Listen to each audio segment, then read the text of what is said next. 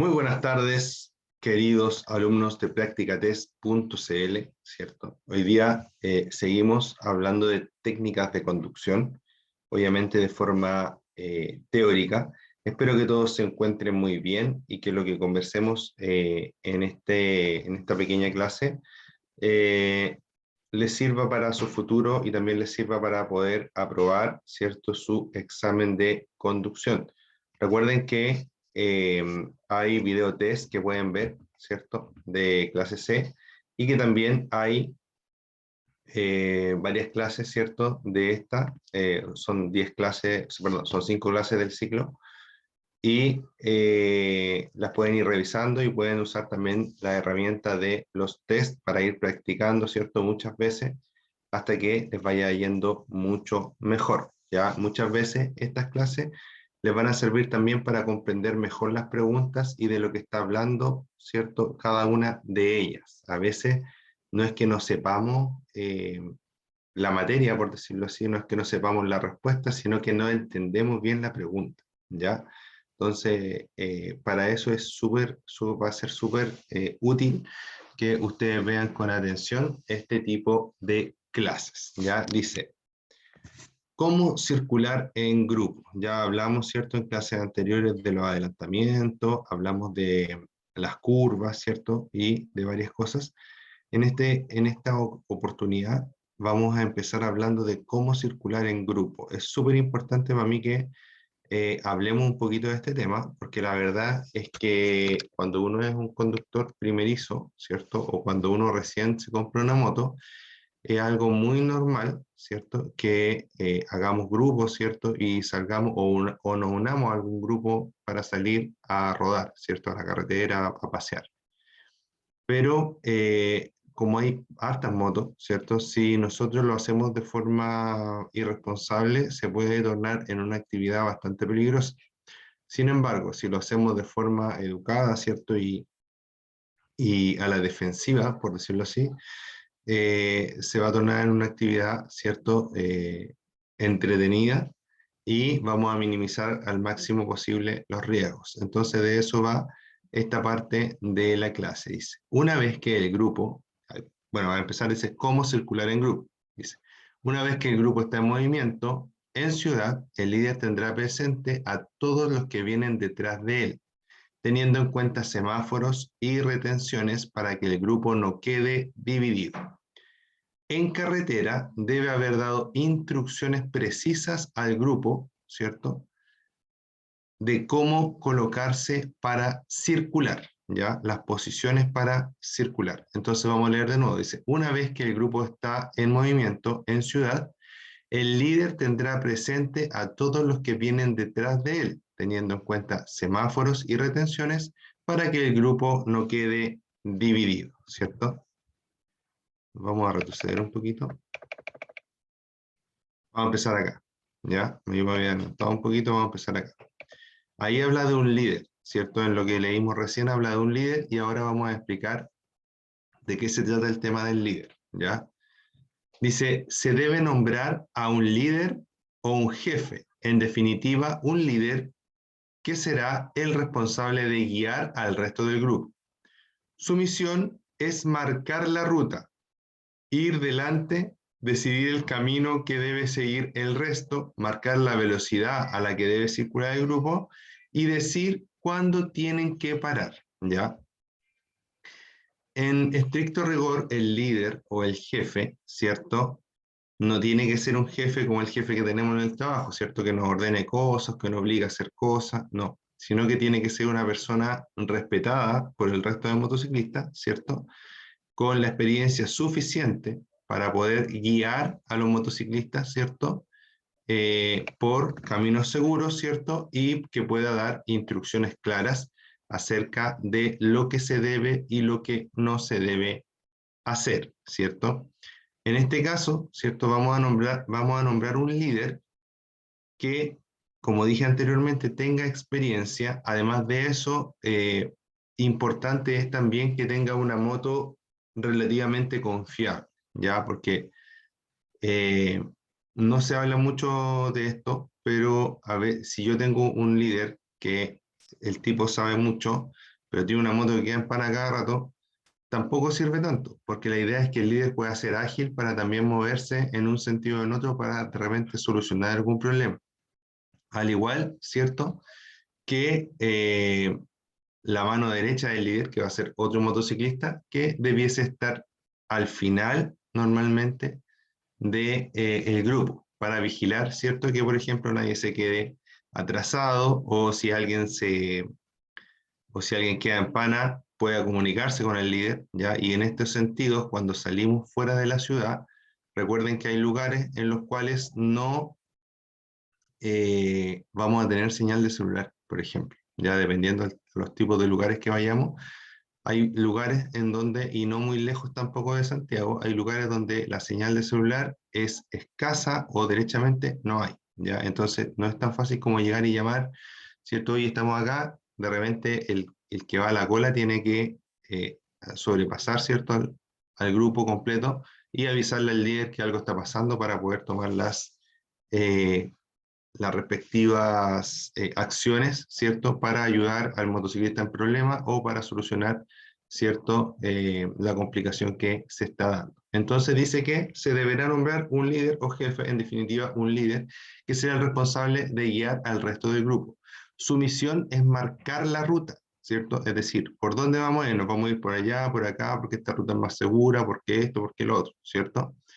Ir delante, decidir el camino que debe seguir el resto, marcar la velocidad, es decir, el líder no se puede ir disparado hacia adelante porque tiene una moto de mayor cilindraje que el resto, ¿cierto? Sino que debe ir a un ritmo constante y a una velocidad tal que sea segura para todo el grupo, obviamente dentro de los límites permitidos de velocidad, ¿cierto? A la que debe circular el grupo y decir cuándo tienen que parar, ¿cierto? Ya, miren, por ejemplo, el líder los va a organizar y va a decir, oye, ¿quién es el que tiene el estanque más chico? No, ya, yo tengo una moto con estanque chico y esta moto tiene una capacidad de 200 kilómetros desde que la lleno, ¿cierto? De andar, es un ejemplo, ¿ya? Entonces, él no puede decir que van a parar cada 400 kilómetros, porque esa moto quedaría en pana de combustible. Entonces, él tiene que adecuar las paradas para llenar combustible, por ejemplo, a la moto que tenga menos autonomía, ¿ya?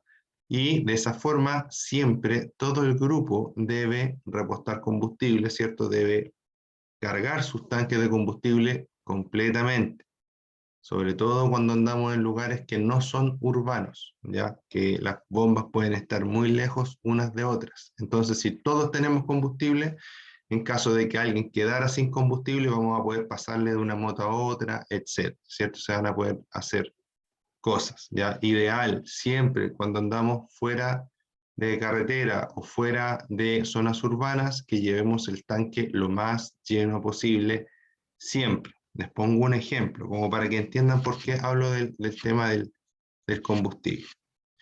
Si yo voy a la cordillera y por X motivo me quedo atrapado, ¿cierto? Y no puedo bajar, en la cordillera baja mucho la temperatura, ¿qué es mejor? ¿Que el vehículo esté sin combustible o que el vehículo tenga mucho combustible? Va a ser mejor que el vehículo tenga mucho combustible porque de esa forma, a lo mejor cada cierto rato, voy a poder echar a andar el motor, ¿cierto? Calentar y calentar el habitáculo para no pasar tanto frío o no morirnos de hipotermia. Por ejemplo, ¿cierto? Tengo en el combustible una reserva de energía, ¿cierto? Que al menos va a ser energía calórica. ¿Ya? Si a lo mejor estoy atrapado, ese combustible no me va a servir para salir del atrapamiento, ¿cierto? Pero sí me va a servir a lo mejor para mantener un poco más de tiempo el habitáculo del vehículo en condiciones climáticas más favorables, ¿cierto? Entonces, ojo con ello, ¿ya? Siempre, este es un ejemplo, ¿ya?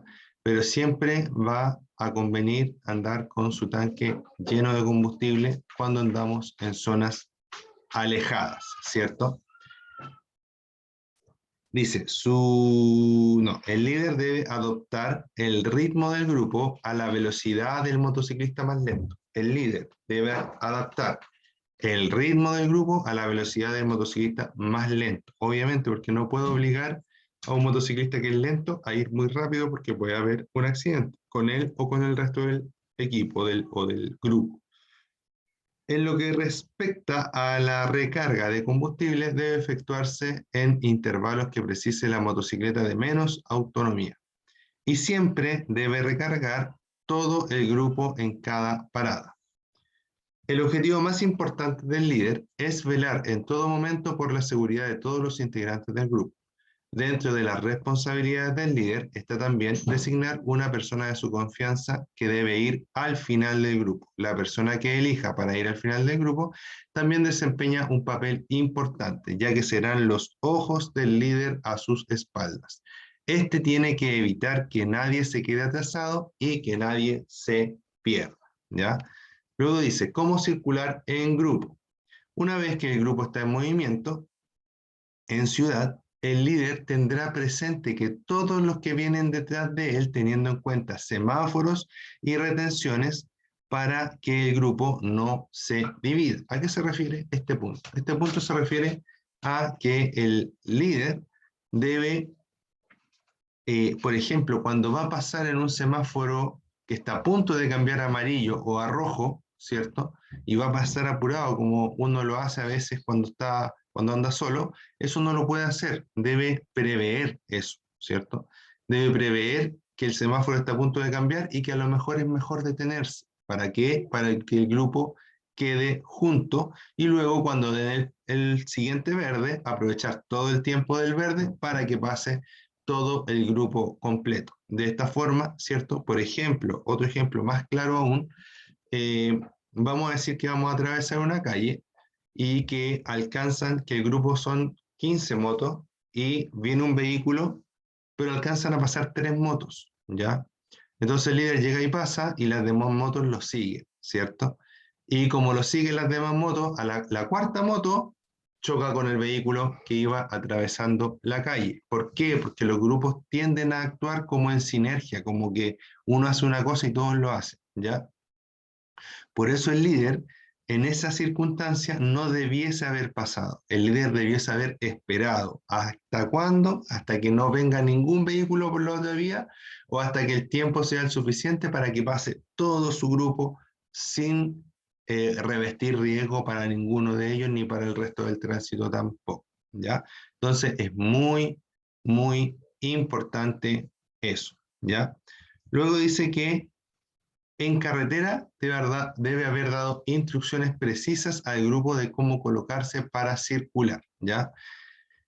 La circulación de grupos de motocicletas se da en forma paralela, aunque cuando uno va solo debe ir por el medio de la pista tal cual como si fuera un vehículo normal, común y corriente, ¿cierto?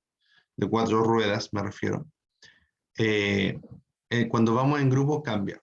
¿Por qué? Porque si fuéramos todos uno atrás del otro, la cola sería muy larga, ¿cierto? Y eso también lo torna un poco peligroso, ¿ya? Eh, Además de eso, o por eso, mejor dicho, lo que se hace es circular en zigzag, ¿ya?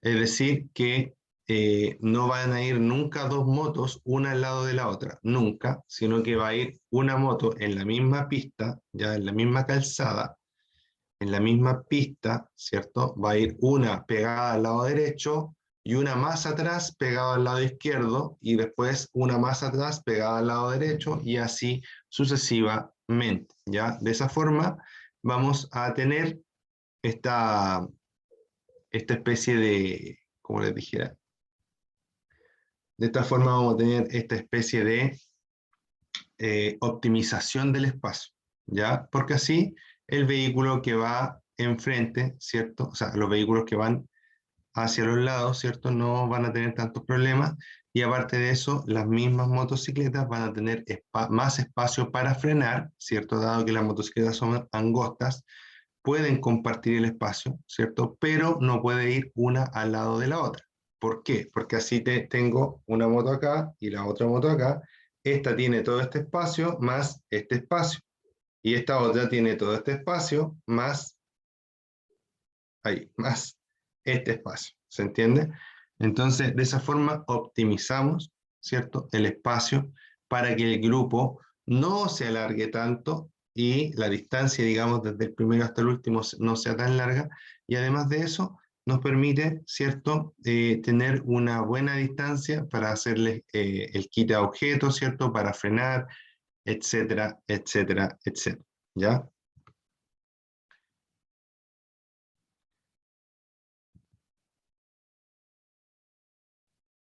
Dice, está prohibido circular en paralelo, es decir, una al lado de la otra, como ya les dije, ya que no podrá efectuar alguna maniobra de emergencia si es necesaria. Obvio, están compartiendo el mismo espacio, ¿cierto? Entonces,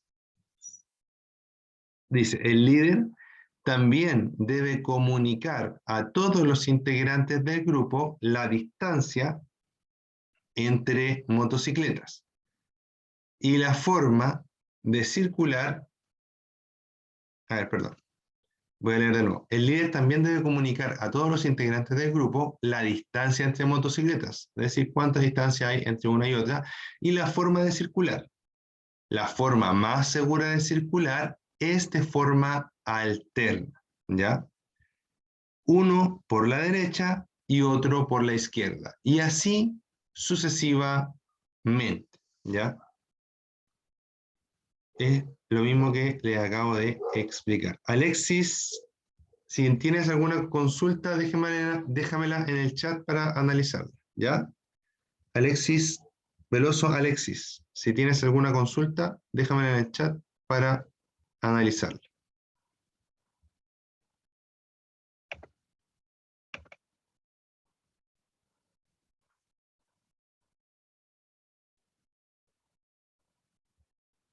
Ya. Dice, de esta forma se dispone de más espacio para realizar maniobras sin peligro de tropezar con otra moto que fuera en paralelo. El líder debe colocar a los conductores con menos experiencia detrás de él, así como los que conduzcan motocicletas de menor cilindrada. Todos ellos deben colocarse en los grupos de cabeza para que los conductores con más experiencia puedan vigilarlos. Si un integrante del grupo se retrasa, todo el grupo debe reducir la velocidad para no perderlo. El líder debe siempre señalar que va a girar o que quiere cambiar de vista. Obviamente es súper importante, ¿cierto? El líder debe siempre señalar que va a girar, porque así le avisa a todo el resto del grupo, oye, vamos a doblar por acá o vamos a doblar por allá, ¿cierto? Los prepara. En cambio, si llega y dobla, a lo mejor van a haber muchos del grupo que se van a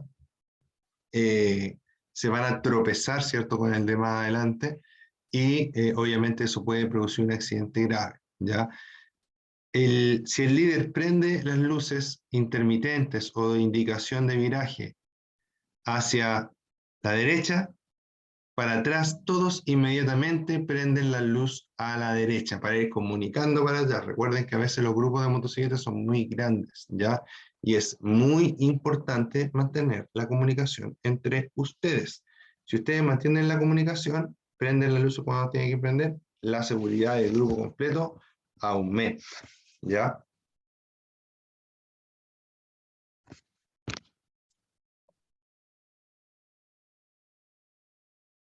Luego dice, recuerden que seguimos hablando de circular en grupo. ¿Ya? Voy a revisar acá algo. Estaba viendo el chat, pero aún no llega ninguna pregunta. Dame un segundo.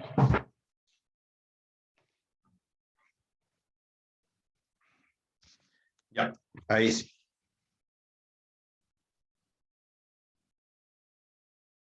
Ya, vamos a hablar ahora del adelantamiento cuando vamos en grupo. Ya hemos visto en clases anteriores lo peligroso que es adelantar, ¿ya?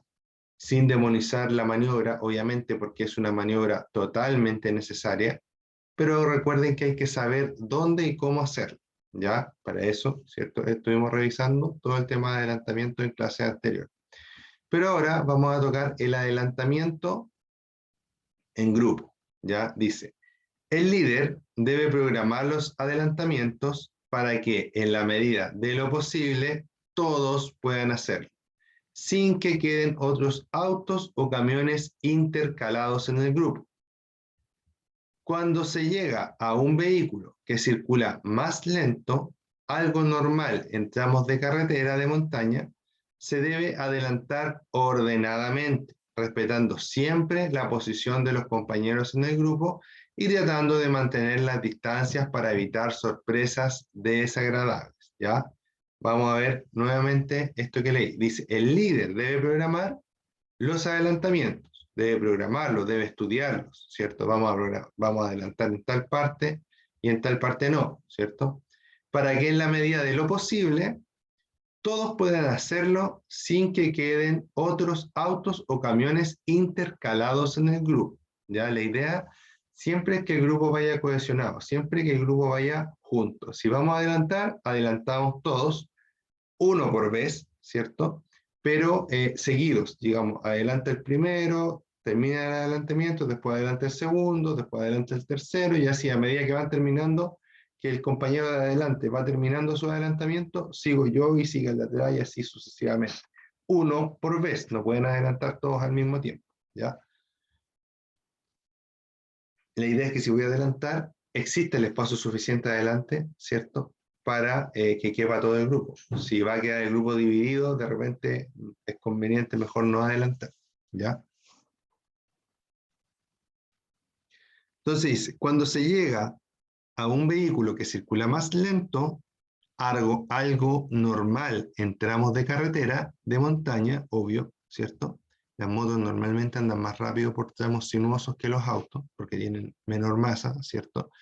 Dice, se debe adelantar ordenadamente, respetando siempre la posición de los compañeros del grupo. Es decir, yo no puedo adelantar al vehículo más a un compañero. No, solamente adelantamos el objetivo que estamos adelantando en común como grupo.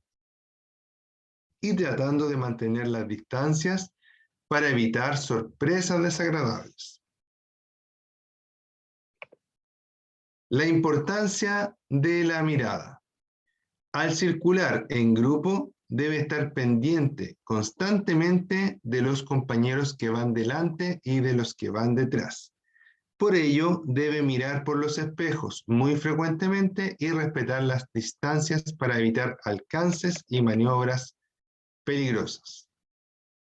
Paradas programadas. Los integrantes del grupo deben familiarizarse con la ruta y las paradas programadas. En una reunión previa a la partida, el líder les debe comunicar esta información, ¿ya?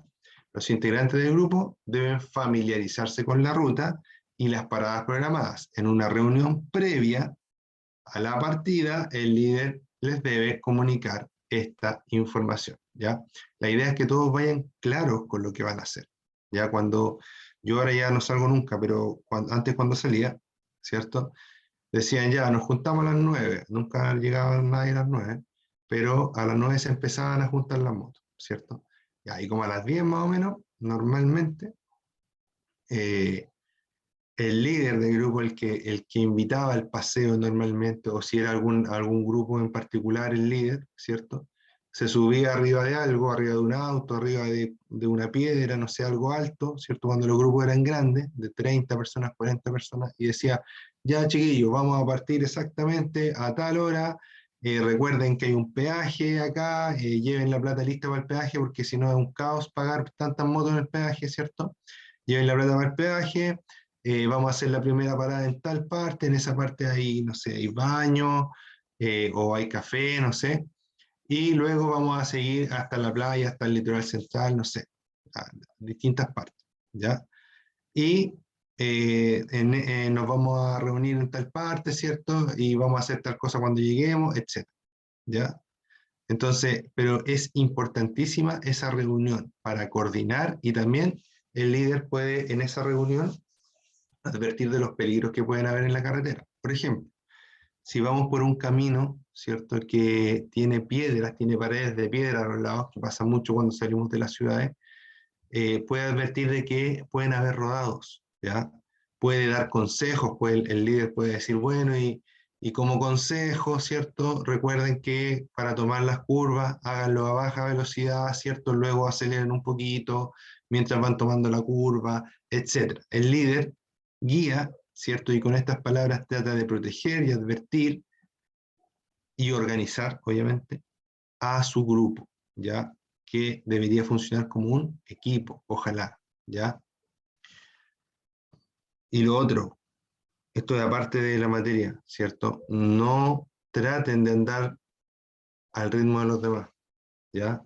Si usted, sobre todo si usted es primerizo, y si no es primerizo también, llega a un grupo y ese grupo anda muy rápido, y usted no ha andado nunca tan rápido, no se ponga a la par porque va a tener un accidente, ¿ya? No se ponga a la par porque va a tener un accidente, ¿ya? Es más que seguro. Si usted acelera mucho en una curva, cuando esté entrando en la curva se va a asustar, no va a hallar qué hacer, va a frenar, se va a caer y va a chocar con la barrera, va a chocar con otro auto y puede resultar muerto, ¿ya? Así que de todo corazón les digo, vayan a su ritmo, respeten la normativa de velocidad, ¿ya? Eso los va a mantener vivos y enteros.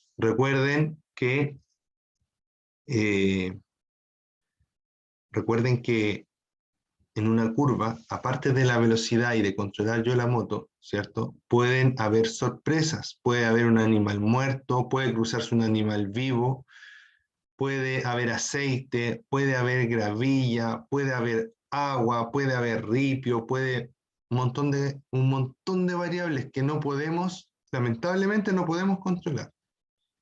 Pero ¿qué podemos controlar nosotros? Nuestra velocidad. Y si vamos a una velocidad tal que nos permite, ¿cierto?, hacer algo, en caso de que haya un imprevisto, lo más probable es que vamos a poder reaccionar bien. Pero si vamos a una velocidad que es tan alta que si hay un imprevisto no vamos a alcanzar a hacer nada, obviamente al primer imprevisto vamos a tener un accidente grave.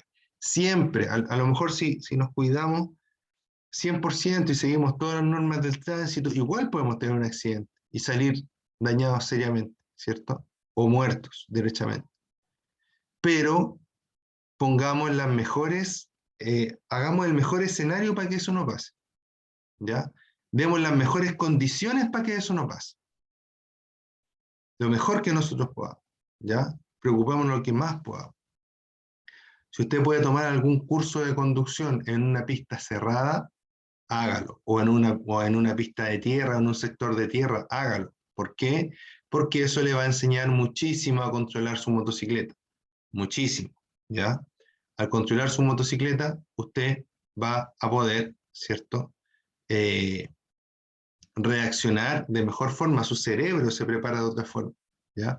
Que es algo que uno no puede hacer en la calle. Por eso les digo que si ustedes pueden, tomen algún curso. Ahora en la actualidad se ofrecen hartos cursos de pilotaje en tierra, ¿cierto? En cerro, no sé, eh, o en pista, ¿ya? De asfalto. Si pueden tomar los dos, mejor, porque uno muchas veces anda por tierra, muchas veces anda por asfalto, ¿ya? Entonces, ojo con ello, ¿ya? Tómenlo como una inversión, no como un gasto. ¿Por qué? Porque esa inversión, eso que ustedes gastan ahora, se lo van a estar ahorrando en gastos médicos, se lo van a estar ahorrando en arreglar la moto, ¿cierto? Que si nos caemos menos, se nos rompe menos la moto también. Tengo que pensar en todo eso, ¿ya? Para que el andar en moto sea un gusto y no un disgusto, ¿ya? Entonces vamos a seguir ahora con la materia programada, ¿ya? Eso un poco, le puse un poco de mi cosecha, ¿ya? Pero considero que es importante que lo sepan. Después dice la importancia de la mirada, ¿ya? La mirada en la moto es muy, pero muy importante. Dice, al circular en grupo, debe estar pendiente constantemente de los compañeros que van delante y de los que van detrás, ¿ya? Obviamente de los que van delante es fácil, de los que van detrás a través de nuestros espejos, ¿ya? Por ello, debe mirar por los espejos muy frecuentemente y respetar las distancias para evitar alcances y maniobras peligrosas. Paradas programadas. Los integrantes del grupo deben familiarizarse con la ruta y las paradas programadas en una reunión previa a la partida del líder. A la partida, el líder les debe comunicar esta información. Eso ya lo habíamos conversado. Si a algún integrante del grupo le surge el imprevisto de tener que realizar una parada de emergencia, siempre debe tener un compañero que lo asista. Esta función la debe realizar normalmente el conductor que cierra el grupo. En caso de que alguien necesitara salir de la carretera para hacer una parada no programada, un compañero debe detenerse también por si necesita ayuda. Obviamente, si vamos en grupo, no vamos a dejar a un compañero solo, ¿cierto? Dice acá, porque habla de un compañero. Dice que es peligroso que un grupo se detenga a un lado de la carretera. Si alguien necesita detenerse, el resto del grupo deberá continuar hasta la siguiente parada programada. Eso, ¿cierto? Es un poco a criterio, ¿cierto? Si es una zona peligrosa, y eso también lo puede decir el líder en la reunión, ¿cierto? Si es una zona peligrosa, yo iba a decir, oye, si alguien queda en pana, que se detenga una o dos personas con él, pero nada más. ¿Por qué? Porque a lo mejor no hay espacio para estacionar las motos, no hay espacio para pararse, o espacios seguros me refiero. La pista es muy angosta, por ejemplo, ¿ya? En cambio, a lo mejor si hay más espacio y a lo mejor el grupo no es tan grande, ¿cierto? Porque no van a parar 100 motos por una moto que está en problemas, ¿cierto? Ahí se queda uno o dos compañeros para ayudarlo para salir del paso, ¿ya? Entonces, si el grupo no es tan grande, a lo mejor vamos a decir, oye, si alguien queda en pana, nos vamos a parar todos, ¿ya? Para que así no sigamos después, no nos separemos, no haya que esperarlo, etc. ¿Ya? Entonces, recuerden que es peligroso que un grupo grande se detenga a un lado de la carretera. Si alguien necesita detenerse, el resto del grupo deberá continuar hasta la siguiente parada programada. Colación. Colación, muy importante la colación, ¿cierto? En los paseos de moto, ¿ya? Es como, vamos a dar parte, vamos a almorzar y vamos a volver. Colación. El líder debe colocar a los conductores, perdón, leí colación y es colocación, ¿ya? Pero bueno, la colación también es importante. Vamos a hablar de la colocación ahora, qué chistoso. Ya. El líder, dice, debe colocar a los conductores con menos experiencia detrás de él, así como los que conduzcan motocicletas de menor cilindrada. Todos ellos deben colocarse en los grupos de cabeza para que los conductores con más experiencia puedan vigilarlo. Me da mucha risa lo que me pasa. Tengo hambre, por eso me pasó eso. ¿Ya? Colación, nada que ver, fuera colocación. Ya, ahora sí, seguimos. Si un integrante del grupo se retrasa, todo el grupo debe reducir la velocidad para no perderlo. Obviamente, recuerden lo que dijimos adelante, el grupo debe adaptar su velocidad al más lento, ¿ya? Que no necesariamente sea la moto más lenta, puede ser el conductor más lento, a lo mejor con una moto más rápida, pero no lo podemos apurar. ¿Por qué? Porque va a... Este tema de las motos es un poco de compartir, ¿cierto? Y tenemos que compartir lo bueno y lo malo, ¿ya? Y no podemos apurarlo porque si lo apuramos, el tipo puede tener un accidente. Dice, si un integrante del grupo se retrasa, todo el grupo debe reducir su velocidad para no perder. El líder debe siempre señalar que va a girar o que quiere cambiar de pista. Si tuviera que hacerlo inesperadamente en un cruce o intersección sin tiempo para que todo el grupo gire con seguridad, debe seguir hasta que encuentre una intersección en la que todo el grupo pueda hacerlo. Ya. Lo mismo que hablamos hace un rato. Debo preocuparme de que todo el grupo pueda seguir. Si me di cuenta que tenía que doblar por aquí y no prendí el intermitente con tiempo, tengo que seguir, darme una vuelta más larga y empalmar con ese camino de la forma más segura posible. No puedo improvisar, ¿ya? Debo hacerlo todo avisado, ¿ya? Porque si no, como somos muchas motos, y los voy a estar sorprendiendo a todos al doblar sorpresivamente, ¿cierto? Podemos tener un accidente, ¿ya? Las señales manuales que se realicen por el líder deben ser acordadas previamente y después repetidas por los demás. Estas deben ser sencillas, fáciles de aprender y debe existir el menor número posible de ellas. Las señales las pueden hacer tanto el conductor como el pasajero, siempre que sean establecidas por el grupo. Condiciones climáticas adversas. Dice, terminamos ya de entonces hablar de la parte de los grupos, ¿ya? Ahora vamos a empezar a hablar de cuando necesitamos conducir con condiciones climáticas adversas. Cuando tengo condiciones climáticas adversas, ¿cierto? Para empezar, yo no manejaría moto, sinceramente, ¿ya? Aquí voy con esto. Si es invierno, está lloviendo, hay, no sé, 2 grados bajo cero, yo procuro no usar la moto, ¿ya?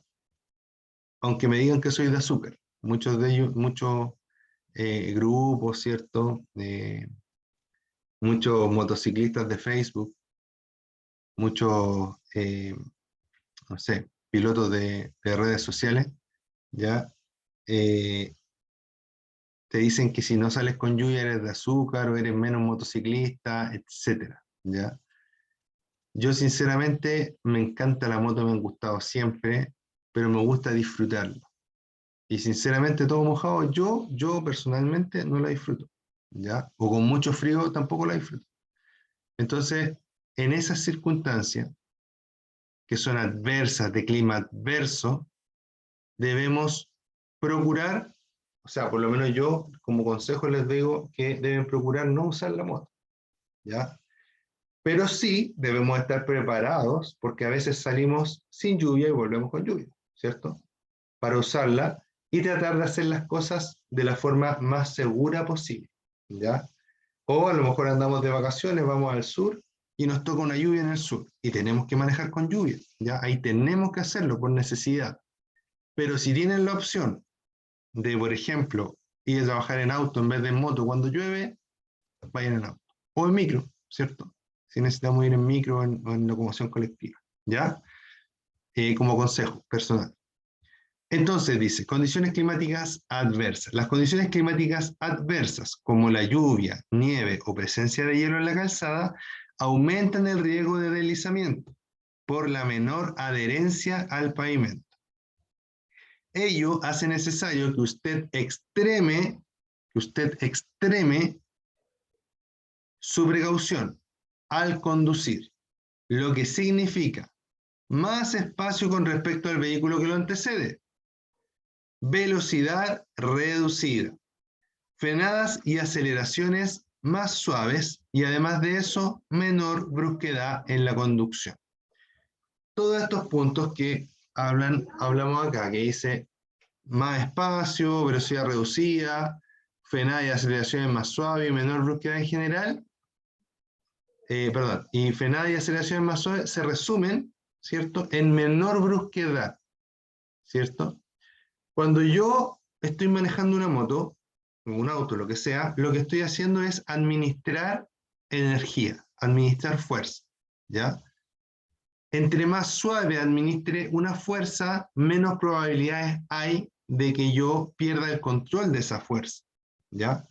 Entonces, obviamente que en condiciones climáticas adversas debo andar más lento, debo doblar más suave, frenar más suave y obviamente guardar mucho espacio para que en caso de emergencia no chocar con nada y tener espacio para frenar, para que las ruedas se bloqueen en el caso de que yo no tenga ABS, ¿cierto? Y si tengo ABS, para que las ruedas alcancen a frenar, porque se va a alargar la distancia de frenada por las condiciones climáticas adversas, etcétera, ¿ya? Más espacio, menos velocidad, más suavidad en todos los mandos, ¿ya? Vamos a hablar ahora de la oscuridad, algo que a todos nos toca porque la mayoría, ¿cierto?, andamos en moto de noche, de día también, obviamente, pero me refiero a que muchas veces nos pilla de noche arriba de la moto. Dice, la capacidad de deducir, es decir, de entender, ¿cierto?, a qué distancia hay algo. La capacidad de deducir distancias depende de que veamos colores y contornos de colores claros. El riesgo de accidente es mayor durante la noche, entre otras causas, por nuestra limitada capacidad para ver en la oscuridad. Nuestros ojos tardan algún tiempo en acomodarse a la oscuridad cuando abandonamos una habitación iluminada. De igual modo, como ya hemos visto, al conducir en la oscuridad, y aunque no miremos directamente los focos de los vehículos que vienen en sentido contrario, es fácil que se presenten efectos de ceguera que puedan empeorar temporalmente nuestra visión, ¿ya? Primero que todo, en la noche vemos menos, ¿ya? Aunque tengamos las tremendas luces, igual vamos a ver menos, ¿ya? Es importante que tengamos buenas luces sin llegar al extremo de encandilar a los demás conductores. Las luces necesitan una potencia adecuada y una, ¿cómo les dijera? Potencia y alineación. Esa es la palabra que estaba buscando. Una potencia y una alineación adecuada. Con alineación me refiero a la forma en que las luces están alumbrando hacia el suelo o hacia el cielo. ¿Ya? No debían alumbrar hacia el cielo porque encandilan a los demás conductores. Recuerden que para zonas urbanas no se pueden utilizar luces altas. Para zonas urbanas se utilizan luces bajas y para zonas rurales luces altas, ¿ya? Hay altas pruebas con respecto a luces hay altas preguntas en las pruebas con respecto a luces, ¿ya? Aparece un ejemplo acá que les habla de cuando nosotros estamos en una pieza, por ejemplo, y apagamos la luz. Ya estamos en una pieza con luz en la noche y apagamos la luz. Hay unos segundos en los cuales no vemos nada de nada, ¿ya? ¿Por qué? Porque nuestros ojos están llenos de luz, ¿cierto? Y como no hay nada de luz, no pueden distinguir. Después de un rato el ojo se empieza a adaptar y al adaptarse empieza a distinguir nuevamente formas y de hecho cuando nos despertamos en la noche, ¿cierto? Después de que nuestros ojos están mucho rato en oscuridad, podemos distinguir casi perfectamente las siluetas de las cosas, ¿ya? Pero cuando hay este cambio de luces y oscuridad, tendemos a tener estos efectos de ceguera. Por eso es importante no encandilar al resto, ¿ya? Dice, nuestra capacidad de calcular distancias depende de que veamos colores y contornos de colores claros. En la oscuridad estos se difuminan. Lo mismo sucede cuando la visibilidad se encuentra reducida por efecto de la niebla o la lluvia. En estas condiciones, el tráfico que viene en sentido contrario parece encontrarse más lejos de lo que realmente está. Esto puede hacer que usted aprecie mal las distancias cuando desea adelantar a otro vehículo. Al conducir en la oscuridad, sus posibilidades de descubrir un obstáculo dependen, entre otros, de los siguientes factores: la potencia y ajuste de sus luces, su capacidad visual, perdón, la capacidad de reflejar la luz que tenga el obstáculo, la lluvia, niebla o nieve y la potencia de las luces del vehículo que vienen en sentido contrario.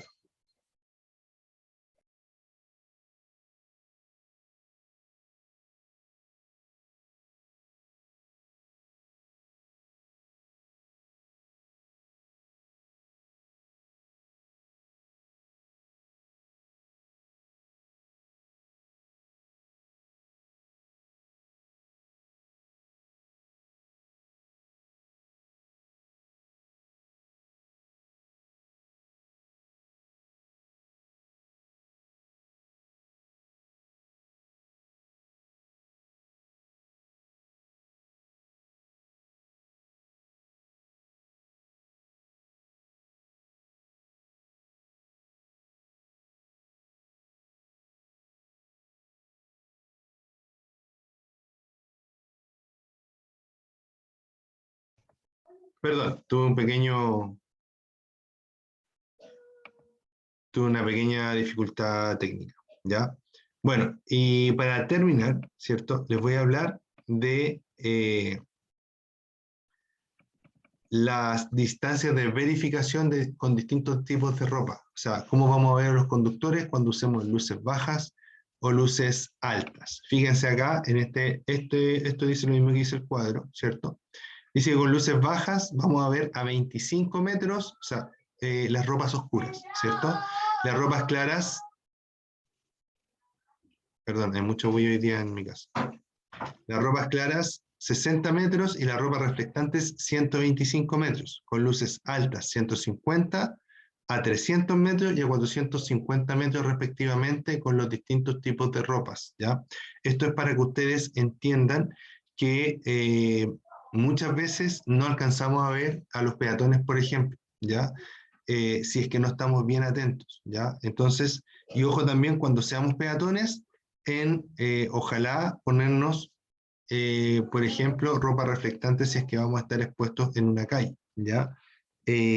Una cosa importante, una pequeña reflexión que quiero hacer es que a veces hay normas que nos parecen ridículas, ¿cierto? Nos parecen abusivas, y uno de los temas que yo encuentro que en el último tiempo ha sido muy, muy bueno es el uso de los chalecos reflectantes, ¿ya? A pesar de que su implementación se ve un poco, desde mi punto de vista, empañada, ¿cierto? Por los sobreprecios en estos artículos, creo que es importantísimo el uso e implementación de esta normativa, ¿ya? ¿Por qué? Porque permite ver a las personas que están en una situación de emergencia, ¿cierto? Con muchos metros de distancia y obviamente evitar cualquier tipo de accidente. Así que ustedes tengan su chaleco a mano siempre, y si tienen algún problema en la carretera, pónganse, ¿ya? Su ropa, su chaqueta, vamos a hablar de eso mañana, de la ropa de los cascos, ¿cierto? También tienen que recordar que debe ser, ¿cierto?, reflectante la ropa del motociclista. Ya ahora en la actualidad hay ropa que de día se ve negra, ¿cierto? Súper piola, pero que cuando lo alumbra una luz da mucha, es muy reflectante, ¿ya? Así que ojo con ello. Les mando un abrazo, cuídense mucho. Es un gusto hacer esta clase para ustedes porque soy motociclista, porque me encantan las motos, y si nos vemos por ahí en algún lado, háblenme, convérsenme. Mi nombre es Ricardo Cornejo y hablamos un ratito ahí de motitos, ¿ya? Un abrazo, cuídense, nos vemos. Chao, chao, que les vaya bien.